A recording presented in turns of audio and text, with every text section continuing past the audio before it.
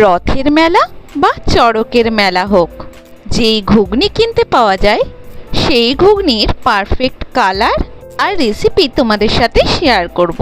প্রথমে মটরগুলোকে 6 থেকে 7 ঘন্টা ভিজিয়ে রাখতে হবে। তারপর কুকারে নুন আর হলুদ দিয়ে 5 থেকে 6টা সিটি দিয়ে নেব। পেঁয়াজ, কাঁচা লঙ্কা, আলু, টমেটো, আদা, রসুন ঠিক এইভাবে কুচি করে নেব।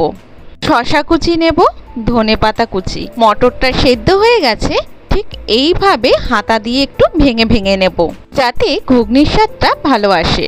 কড়াইতে কিছুটা পরিমাণ সর্ষের তেল দেব, ওর মধ্যে তেজপাতা আর দারচিনি, এলাচ দিয়ে একটু সামান্য নুন দিয়ে দেব।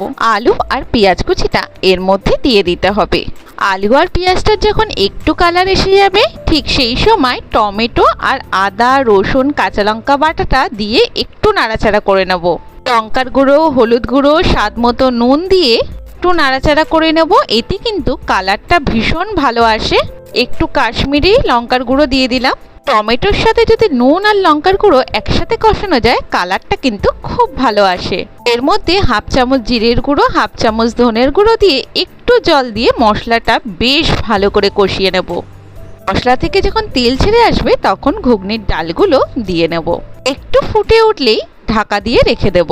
5 মিনিট মতো ঢাকা দিয়ে রাখলেই আমার ঘুগনি কিন্তু একদম রেডি হয়ে গেছে। এবার ঘুগনিটাকে সাজানোর পালা।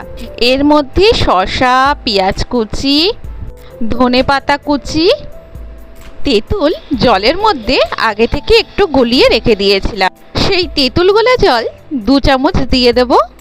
একটু ঝুরি ভাজা ছড়িয়ে দেব, একটু ভাজা মশলা ছড়িয়ে দেব। এই ভাজা মশলার রেসিপিটাও আমার পেজে দেওয়া আছে। এইভাবে সব কিছু একটু মিশিয়ে নেব। কি হলো তো মেলার দোকানের মতো ঘুগনি।